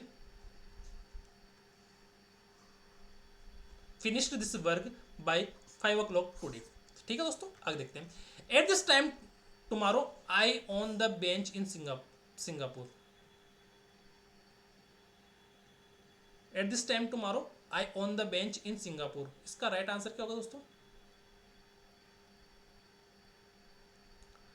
भाई option number A, at this time tomorrow I will be sitting on the bench in Singapore. At this time tomorrow, I shall sit on the bench in Singapore. At this time tomorrow, we'll have sitting on the beach in Singapore. At this time tomorrow, I would be sitting on the beach in Singapore. तो इसका right answer क्या हो सकता है? इसका right answer दोस्तों क्या हो सकता है भाई? इसका राइट आंसर होगा eight this time will be, at this time I will be sitting, I will be sitting on the beach in Singapore, SINGAPORE। ठीक है दोस्तों, फिर जो अपना 35वां क्वेश्चन है, the student were sitting the teacher in the classroom, the student were sitting on the teacher, the student were sitting on the teacher in the classroom, the student were sitting for the teacher in the classroom, the student sorry sitting नहीं, यहाँ पर waiting है यहाँ पर। ठीक है, WITING, तो student का नाम आता है दोस्तों, वैसे ही पता लग जाता है बस सिटिंग कर रहे होंगे ना। The student were waiting on the teacher in the classroom, the student were waiting for the teacher in the classroom, the student were waiting with the teacher in the classroom, the student were waiting with at the teacher in classroom. तो इसका right answer क्या हो सकता है? On, for, with at, on, for, with at. 40 minute और बचे हमारे पास दोस्तों, 35 क्वेश्चन खत्म हो चुके हैं और 40 क्वेश्चन बचे हैं हमारे पास और 40 मिनट बचे हैं। ठीक है, तो the student were waiting on the teacher in classroom, the student were waiting for the teacher in classroom. तो इसका राइट आंसर होगा दोस्तों 4। तो क्या कि जो स्टूडेंट है वो टीचर्स का इंतजार कर रहे हैं। तो हमारे देखो दोस्तों, थोड़े से बहुत करंट वगैरह के क्वेश्चंस भी आएंगे। ठीक है, देखो हिंदी के भी, सॉरी इंग्लिश के भी, हमारे इंग्लिश हो गए, हिंदी हो गए, गणित हो गए। अब हमारे इंग्लिश के भी बाकी, सॉरी विज्ञान के बाकी है, करंट केयर बाकी है ना। तो ज्ञान भारत मिशन का उद्देश्य है, इंग्लिश के कंप्लीट हो चुके हैं ना, साइंस के बाकी है। ज्ञान भारत मिशन का उद्देश्य है, ज्ञान भारत मिशन का उद्देश्य है। तो भाई ज्ञान भारत मिशन का उद्देश्य क्या है? इसका राइट आंसर क्या हो सकता है दोस्तों? ज्ञान भारत मिशन का उद्देश्य है 100% साक्षरता, ऐतिहासिक दस्तावेजों का डिजिटलीकरण, स्कूली शिक्षा का डिजिटलीकरण और सुदूर क्षेत्रों का ऑनलाइन शिक्षा। भाई ज्ञान भारत अपने जो ज्ञान भारत मिशन का उद्देश्य है। किसका उद्देश्य है दोस्तों? जो अपने ज्ञान भारत मिशन का उद्देश्य है 100% साक्षरता, ऐतिहासिक दस्तावेजों का डिजिटलीकरण, स्कूली शिक्षा का डिजिटलीकरण, सुदूर क्षेत्रों का ऑनलाइन शिक्षा। बताओ इसका राइट आंसर क्या हो सकता है भाई? इसका राइट आंसर होगा दोस्तों ऐतिहासिक दस्तावेजों का डिजिटलीकरण। जो अपना ज्ञान भारत मिशन है उसका मेन उद्देश्य क्या है, मेन मोटिव क्या है? ऐतिहासिक दस्तावेजों का डिजिटलीकरण। ठीक है, विमुक्त घुमंतु और अर्ध घुमंतु समुदाय का सशक्तिकरण हेतु प्रारंभ की जाने वाली दादू दयाल घुमंतु सशक्तिकरण योजना, दादू दयाल घुमंतु सशक्तिकरण योजना हेतु कुल कितना व्यय प्रस्तावित है। यानी कि जो हमारे दादू दयाल घुमंतु सशक्तिकरण योजना हेतु कुल कितने व्यय का कितने रुपए का बजट प्रस्तावित किया गया है। भाई कितने किया गया है? 50 60 70 100 करोड़ रुपए। भाई कितने का किया गया है ये तो आप लोगों को पता ही है कि आप लोगों को करंट पढ़ रहे हो अभी। ठीक है, तो विमुक्त घुमंतु और अर्ध घुमंतु समुदाय के सशक्तिकरण हेतु प्रारंभ की जाने वाले दादू दयाल घुमंतु सशक्तिकरण योजना हेतु कुल कितना व्यय प्रस्तावित है। तो इसका जो राइट आंसर दोस्तों, उसका राइट आंसर होगा दोस्तों 60 करोड़ रुपए। ठीक है, प्रदेश के शहरी क्षेत्रों के समावेशी विकास के लिए, प्रदेश के शहरी क्षेत्रों में समावेशी विकास के लिए 7 वर्षों की अवधि की पंडित दीनदयाल उपाध्याय शहरी विकास योजना हेतु कुल कितना बजट प्रस्तावित है। दोस्तों अभी मैंने करंट जो हमारे बजट है, बजट से संबंधित मैं करंट ले रहा हूँ, और हमारे दोस्तों पूरे करंट को, करंट है ना, करंट का तो मैं लगता है कि मैं जैसे ही मुझे टाइम मिलेगा तो करंट की क्लासे अलग सा लगाऊंगा, है ना, 2-4 क्लासे करंट की लगाऊंगा जिसमें आप लोगों का पूरा करंट का रिवाइज हो जाएगा। 400-500 एक साथ एमसीक्यू लगाऊंगा, 500 एमसीक्यू के करीब एक बार एक सीरीज लेके आऊंगा मैं। ठीक है, 400-500 की तो उस समय अपन देख लेंगे। तो प्रदेश के जो शहरी क्षेत्रों के समावेशी विकास के लिए 7 वर्षों की अवधि की पंडित दीनदयाल उपाध्याय शहरी विकास योजना है तो कुल कितना बजट प्रस्तावित है। तो इसका राइट आंसर क्या होगा दोस्तों? 12,550 करोड़ और 10,500 करोड़, 5,700 करोड़ और 1,750 करोड़। तो इसका जो राइट आंसर दोस्तों 12,050 करोड़। ठीक है, ये इसका राइट आंसर हो गया। ठीक है, इको क्राफ्टिंग अपॉर्चुनिटी के तहत हस्त छपाई को प्रोत्साहित करने के लिए हब का निर्माण कहाँ किया जाना प्रस्तावित है। हाँ भाई, इको क्राफ्टिंग अपॉर्चुनिटी के तहत हस्त छपाई को प्रोत्साहित करने के लिए हब का निर्माण कहाँ किया जाना प्रस्तावित है। तो ये अपना 39वां क्वेश्चन है भाई। चित्तौड़गढ़, जयपुर, चित्तौड़गढ़ और चित्तौड़गढ़, बस निम्बाहेड़ा, सोनियाना, बिचून और अकोला। ठीक दोस्तों,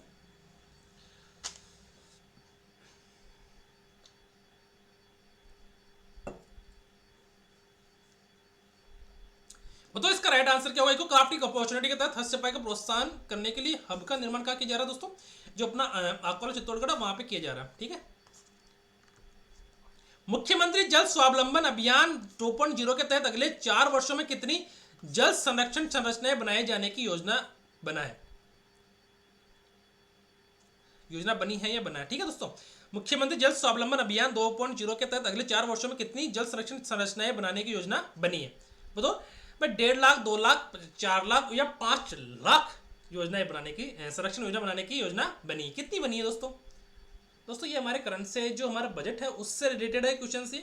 मैं डेली दोस्तों और भी क्वेश्चन आएंगे, हर टाइप के क्वेश्चन मैं लाऊंगा, पर अभी तो हमारे 1-2 पेपर ही हुए हैं। हमारे जैसे 5-7 पेपर हो जाएंगे, उसके बाद में करंट के भी बहुत सारे क्वेश्चंस लाऊंगा अलग अलग टॉपिक के। और मुझे लगता है कि मैं करंट के जो हमारे मेन टॉपिक रहेंगे वो करंट के एक सेशंस लगा दूंगा मैं सबके, जो ताकि आप लोगों को पता है कि 10 क्वेश्चंस हमारे करंट के आने वाले हैं, तो वो आप लोगों के लिए रामबाण साबित होगी। ठीक है, तो ये कितनी संरचना योजना बनाई दोस्तों? 5 लाख। ठीक है, राजस्थान के किस एजेंसी को पीएम कुसुम योजना कंपोनेंट ए के क्रियान्वयन की जिम्मेदारी दी गई है, जिसमें 0.5 मेगावाट से 2 मेगावाट क्षमता तक के सौर ऊर्जा संयंत्र स्थापित किए जाने हैं? बताओ भाई ऐसा कौन है? इसका राइट आंसर क्या होगा दोस्तों?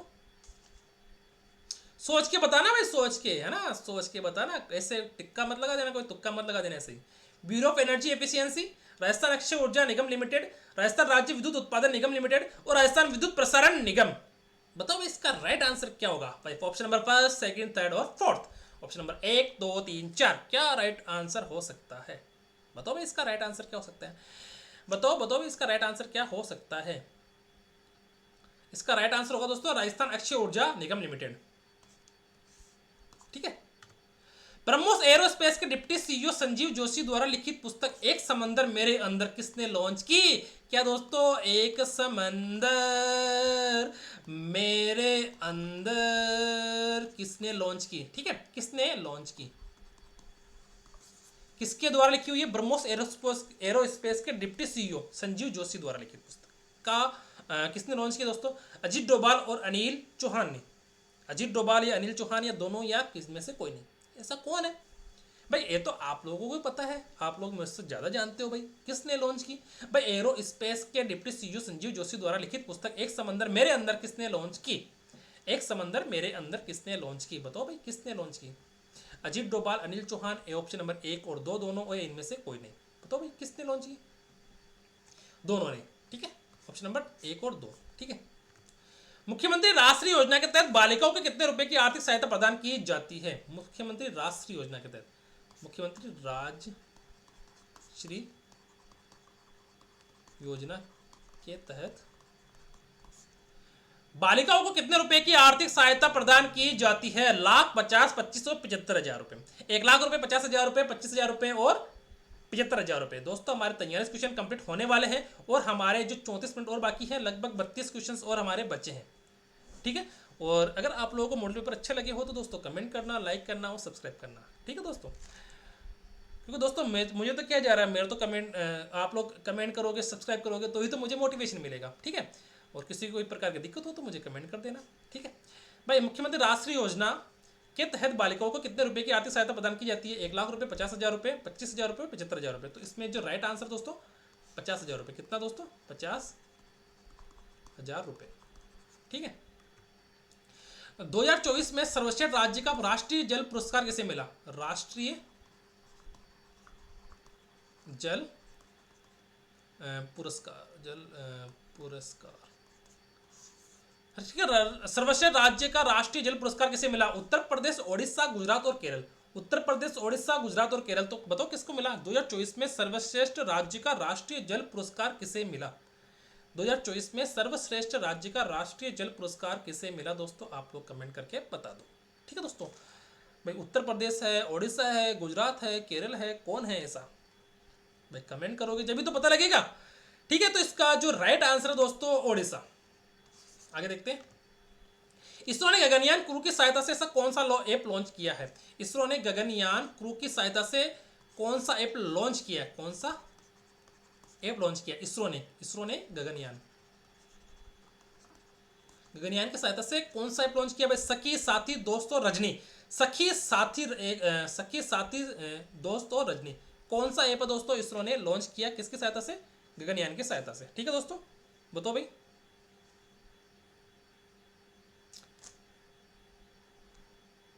सखी, साथी, दोस्त, रजनी। सोचो भाई कौन सा लॉन्च किया होगा? सखी ऐप इसरो ने लॉन्च किया। ठीक है, फास्फोरस 15 पीस 31 तत्व में न्यूट्रॉन की संख्या कितनी है? कितनी न्यूट्रॉनों की संख्या कितनी है? बताओ न्यूट्रॉन की संख्या कितनी है दोस्तों? 15, 16, 46 या 31? कितनी है भाई?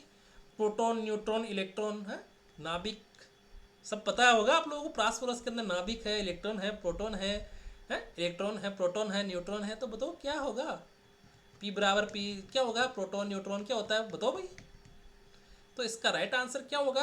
15, 16, 46, 31। ये तो बेसिक क्वेश्चन है, ये तो आना चाहिए आप लोगों को। अगर आप लोगों ने साइंस पढ़ी अच्छे से तो ये क्वेश्चन आप लोगों को अच्छे से आता होगा। तो इसका राइट आंसर दोस्तों 16। ठीक है, तंत्रिका कोशिका में पाई जाने वाला धागेनुमा संरचना को कहा जाता है? तंत्रिका कोशिका में पाई जाने वाली धागेनुमा संरचना को कहा जाता है? तंत्रिका कोशिका में पाई जाने वाली धागेनुमा संरचना को कहा जाता है? भाई माइसिलिन सीट, डेंड्राइन, श्वान कोशिका और सिनेप्स। भाई माइसिलिन सीट, डेंड्राइन, श्वान कोशिका और सिनेप्स।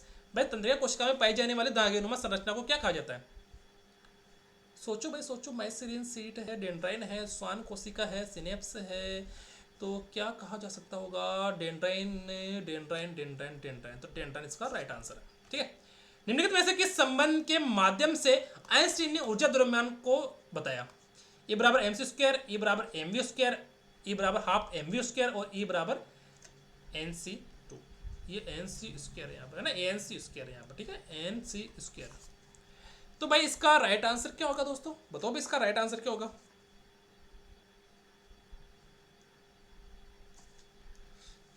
इसका राइट आंसर क्या हो सकता है? आप लोग कमेंट करके बता दो इसका राइट आंसर क्या हो सकता है। निम्नलिखित में से किस संबंध के माध्यम से आइंस्टीन ने ऊर्जा द्रव्यमान संबंध को बताया? भाई E बराबर mc स्क्वायर, E बराबर mv स्क्वायर, E बराबर हाफ mv स्क्वायर, E बराबर nc स्क्वायर। तो इसका राइट आंसर क्या हो सकता है?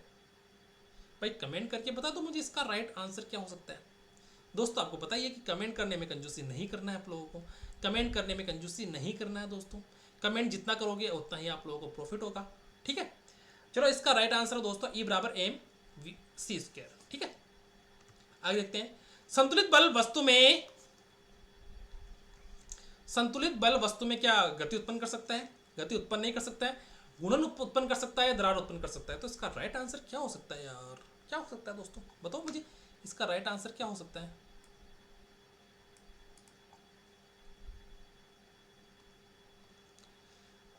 संतुलित बल होगा तो क्या वस्तु गति करेगी? वस्तु गति कर सकती है क्या? यह गति नहीं करेगी। गुणन उत्पन्न कर सकती है क्या? यह दरार उत्पन्न कर सकती है। तो भाई संतुलित बल होता है वो वस्तु में गति उत्पन्न नहीं कर सकता। ठीक है। मृदा प्रबंधन विधियों में शामिल है जीरो फॉर्मिंग, फसल चक्रीकरण, मल्चिंग और उपयुक्त सभी। तो इसका राइट आंसर क्या होगा दोस्तों? क्या हो सकता है दोस्तों? भाई जीरो फॉर्मिंग है, फसल चक्रीकरण है, मल्चिंग है और उपयुक्त सभी। तो मृदा प्रबंधन विधियों में कौन शामिल है? भाई जीरो फॉर्मिंग है, फसल चक्रीकरण है, मल्चिंग है, उपयुक्त सभी है। कौन शामिल है मृदा प्रबंधन विधियों में? कौन शामिल है? जीरो फॉर्मिंग, फसल चक्रीकरण, मल्चिंग और उपयुक्त सभी कौन शामिल है दोस्तों? तो इसका जो राइट आंसर है दोस्तों ऑल।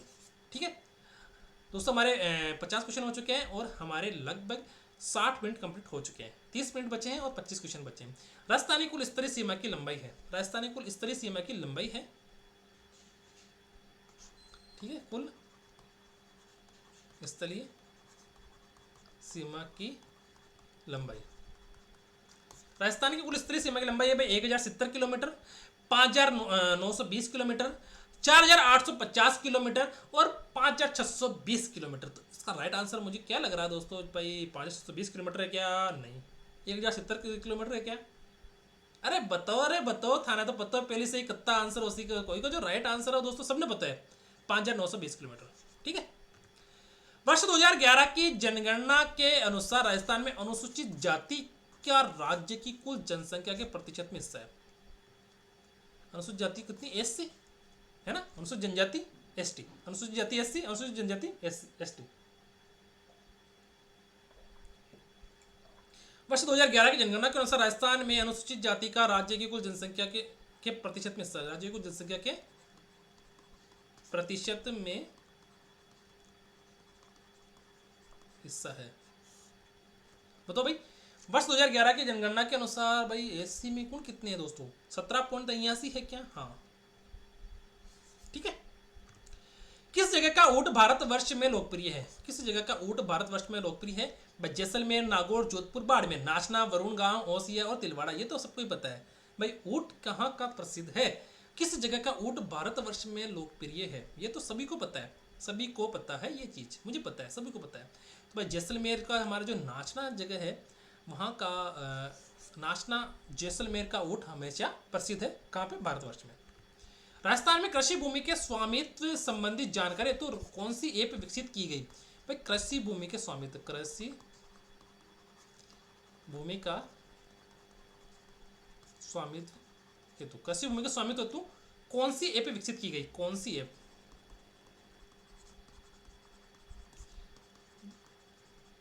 विकसित की गई? बताओ भाई। किसान ऐप, भूमि ऐप, पटवारी ऐप और धरा ऐप। भाई पटवारी ऐप हो सकता है क्या? पटवारी तो क्या करेगा? भूमि ऐप हो सकता है क्या? धरा ऐप हो सकता है या किसान ऐप हो सकता है? भाई राजस्थान में कृषि भूमि के स्वामित्व संबंधी जानकारी हेतु किस ऐप को विकसित किया गया? कौन सा ऐप विकसित किया गया दोस्तों? धरा ऐप को विकसित किया गया। कौन से ऐप को? धरा ऐप को। इसको साइड में दिया था, ठीक है दोस्तों। 2011 की जनगणना के अनुसार निम्न में से कौन सा कथन राजस्थान में एक लिंगानुपात 1000 पुरुषों पर महिलाओं की संख्या के बारे में सही है? कौन सा कथन सही है भाई? अभी पढ़ो और सोचो भाई, अब तो खुद ही पढ़ो भाई इसको, भाई खुद ही पढ़ो, खुद ही सोचो इसको। 2011 में राजस्थान में लिंगानुपात राष्ट्रीय औसत से अधिक था। 2011 में राजस्थान के सभी जिलों में लिंगानुपात 1000 से कम था। 2011 दोस्तों, इसमें दोस्तों यहाँ पर है ना, ये ए है,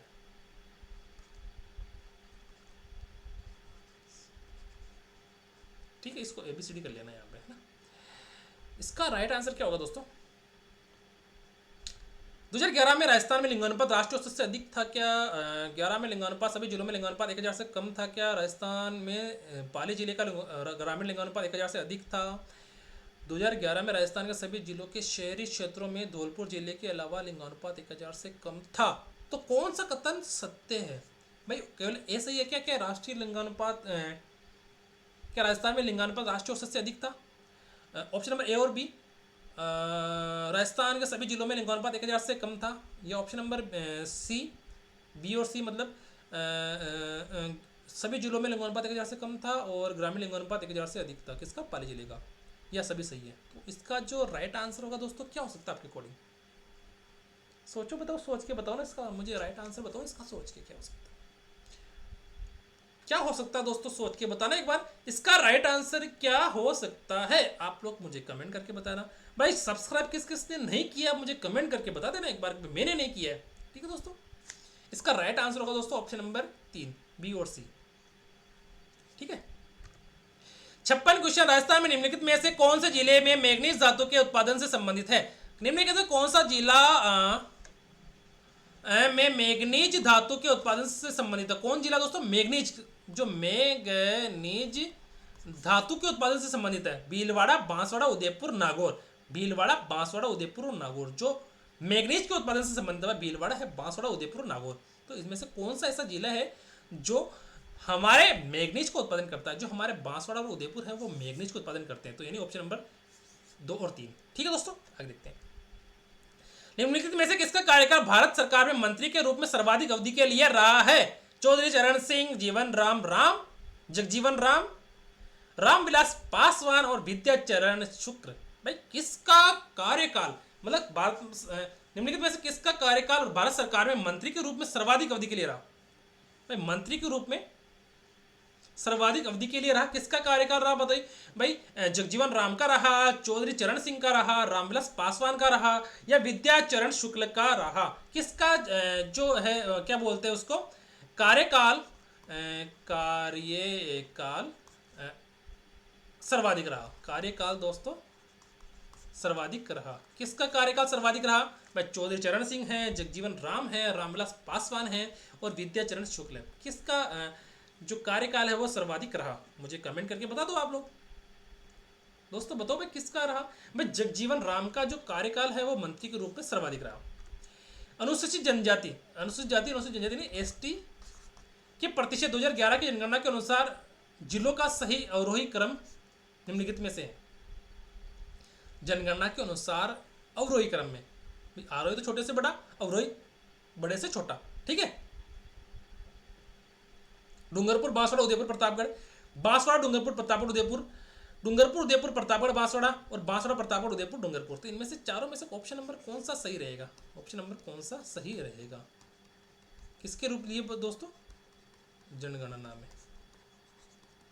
ठीक है। जनगणना में इनमें से सबसे राइट ऑप्शन कौन सा रहेगा? अनुसूचित जनजाति के प्रतिशत के अनुसार जिलों का सही अवरोही क्रम निम्नलिखित में से है। तो कौन सा दोस्तों? बांसवाड़ा, डूंगरपुर, प्रतापगढ़ और उदयपुर। बांसवाड़ा, डूंगरपुर, प्रतापगढ़ और उदयपुर, ठीक है। ऑप्शन नंबर क्वेश्चन नंबर 59, निम्नलिखित कथनों पर विचार कीजिए। जब किसी विधेयक पर राष्ट्रपति अपनी अनुमति नहीं देता है, जब किसी विधेयक पर राष्ट्रपति अपनी अनुमति नहीं देता है तो उसे विलंबनकारी वीटो कहते हैं। राष्ट्रपति किसी विधेयक को संसद के पुनर्विचार के लिए वापस कर देता है तो वह आंतरिक वीटो कहलाता है। तो इनमें से कौन सा सही नहीं है? इनमें से कौन सा सही नहीं है बताओ मुझे, इनमें से कौन सा सही नहीं है? भाई जब किसी विधेयक पर राष्ट्रपति अपनी अनुमति नहीं देता है तो उसे निलंबनकारी वीटो कहते हैं क्या? राष्ट्रपति किसी विधेयक को संसद के पुनर्विचार के लिए वापस कर देता है तो वह आंतरिक वीटो कहलाता है क्या? भाई क्या कहलाता होगा? उपयुक्त कथनों में से कौन सा सही नहीं है? कौन सा सही नहीं है? सही नहीं है, उनमें से कौन सा सही नहीं है? कौन सा सही नहीं है दोस्तों बताओ मुझे? केवल एक, केवल दो, केवल एक और दो, या इनमें से कोई नहीं? इनमें से कोई नहीं, कौन सा सही नहीं है? तो भाई दोस्तों दोनों ही सही नहीं है, केवल एक और दो, दोनों ही सही नहीं है। लोकपाल के संदर्भ में निम्नलिखित कथनों पर विचार कीजिए। किसके संदर्भ में दोस्तों? लोकपाल के संदर्भ में, ठीक है। लोकपाल शब्द 1963 में एल.एम. सिंघवी ने दिया। वो सबसे पहले तो सत्य होना चाहिए वो ना, एम.एस. सिंघवी ने दिया लोकपाल शब्द 1963 में। वर्ष दोस्तों इसमें तो राइट आंसर लग रखा है पहले से 1 और 2, ठीक है। इसका जो आंसर है, राइट आंसर कौन सा? 1 और 2 है। मैंने इसको चेंज नहीं किया, शायद ये रह गया होगा, ठीक है। आगे देखते हैं। किशोरों के उचित संवेगात्मक विकास हेतु शिक्षक को करना चाहिए पाठ्येतर कार्यक्रमों का रोचक रूप से आयोजन, दंड देना, दंड देना तो शायद ही होगा। कक्षा कक्ष में कठोर अनुशासन नहीं, ये भी नहीं होगा। शिक्षण की पारंपरिक विधियों का उपयोग या पाठ्येतर कार्यक्रमों को रोचक रूप से आयोजन करना। किशोरों के संवेगात्मक विकास हेतु शिक्षक को क्या करना चाहिए? पाठ्येतर कार्यक्रमों का रोचक रूप से आयोजन। तो सबसे उपयुक्त आंसर अपना यही है। ठीक है दोस्तों, आगे देखते हैं। किशोरों में तनाव का प्रमुख कारण है सभी के लिए अवसर की समानता, पीढ़ियों का अंतर, पर्यावरण से अनुकूलन, या उपयुक्त में से कोई नहीं। भाई किशोरों में तनाव होता है, तनाव है ना, तनाव हो जाता है भाई, कोई टेंशन में आ जाए, तो भाई इनमें से कौन सा कारण ऐसा है बताओ भाई? सभी के लिए किशोरों में तनाव का प्रमुख कारण कौन सा? पीढ़ियों का अंतर है क्या, पर्यावरण से अनुकूलन है क्या, सभी के लिए अवसर की समानता? तो भाई बताओ किशोरों में तनाव का प्रमुख कारण क्या है दोस्तों? पीढ़ियों का अंतर। क्या दोस्तों? पीढ़ियों का अंतर। मानसिक रूप से विकलांग से निम्नलिखित में से कौन संबंधित नहीं है? मानसिक रूप से, भाई किस रूप से? मानसिक रूप से, मानसिक रूप से विकलांगता से संबंधित नहीं है। भाई जड़ बुद्धि है, अल्प बुद्धि है, सामाजिक कार्य है या असामाजिक कार्य, कौन सा है दोस्तों जो मानसिक रूप से विकलांगता से संबंधित नहीं है? भाई मानसिक रूप से विकलांगता से संबंधित तो ये नहीं है। बाकी सभी का संबंध तो मस्तिष्क से है। बुद्धि, जड़ बुद्धि, अल्प बुद्धि, सबका संबंध है।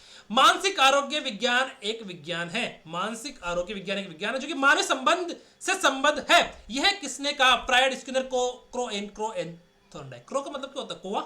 ठीक है भाई, फ्रायड ने कहा था, स्किनर ने कहा था, कोवे ने कहा था, या थॉर्नडाइक ने कहा था। भाई मानसिक आरोग्य विज्ञान एक विज्ञान है। मानसिक आरोग्य विज्ञान एक विज्ञान है जो कि मानवीय संबंध से संबद्ध है। यह किसने कहा? यह किसने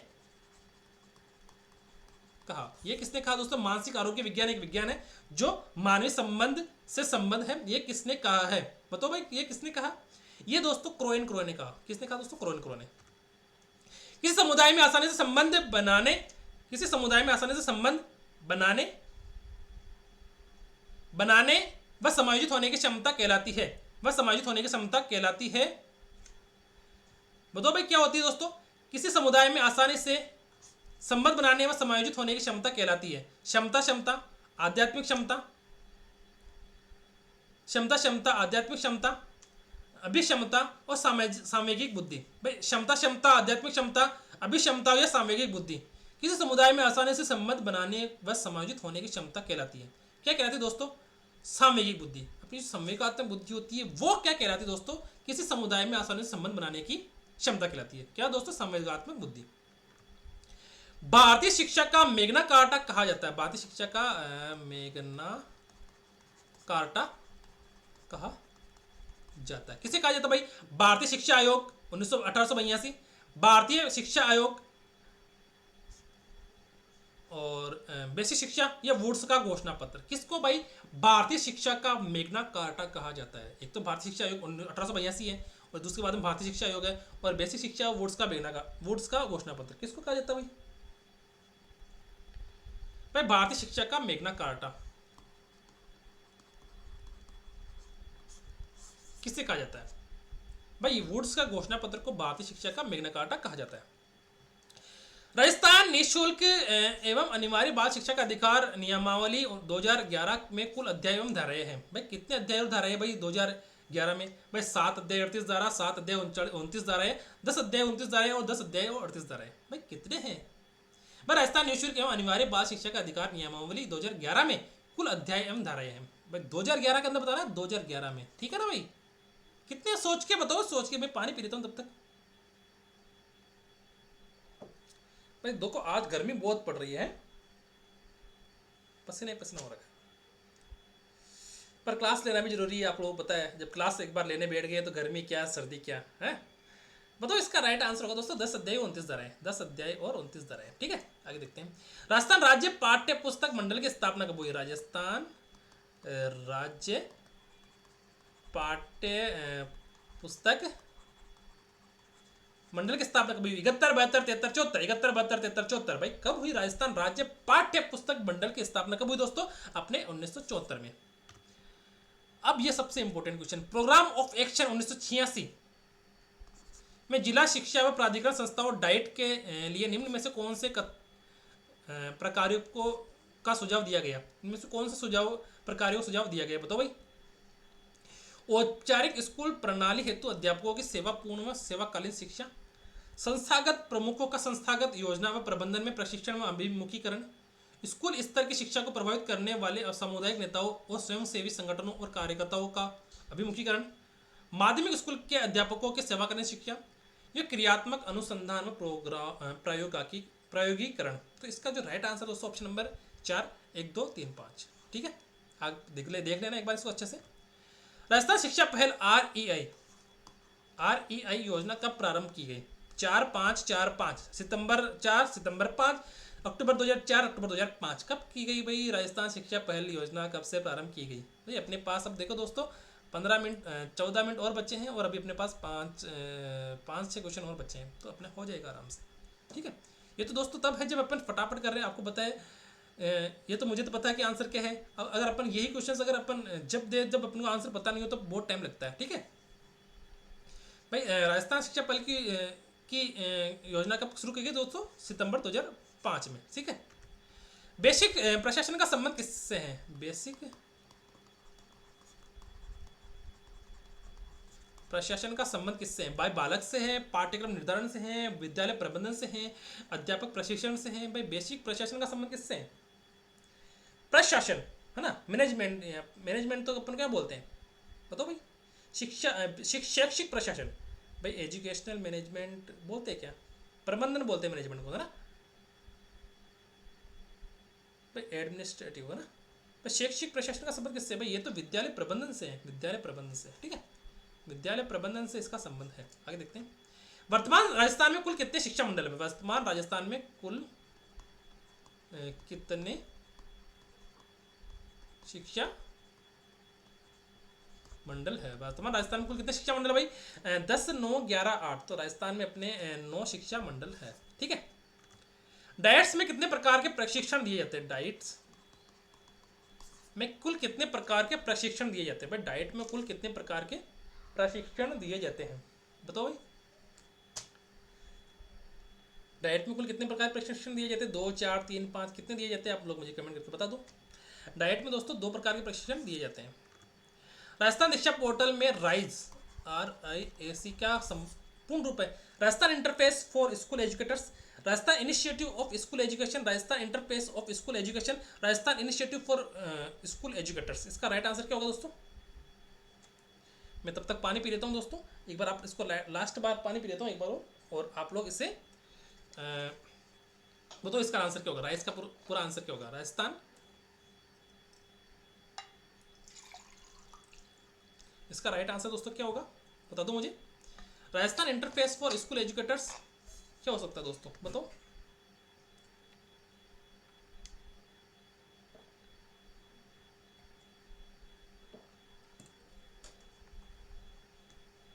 इसका राइट आंसर होगा दोस्तों Rajasthan interface for school educators. ठीक है,